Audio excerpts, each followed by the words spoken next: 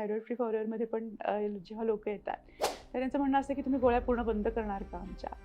तर रिव्हर्सल म्हणजे काय हे पहिलं समजून घेणं गरजेचं आहे की तुम्ही आधी सेफर डोसमध्ये येणं हे महत्त्वाचं आहे. आणि काही कंडिशन अशा आहेत की तुम्ही अर्ली डिटेक्ट झालेलं आहे, लगेचच तुम्ही लाईफस्टाईल मॉडिफिकेशन केलेलं आहे, सो एक तर गोळ्या तुम्हाला लागूच शकणार नाहीत आणि अगदी थोड्या प्रमाणात असेल तर त्या लवकर बंदही होतील.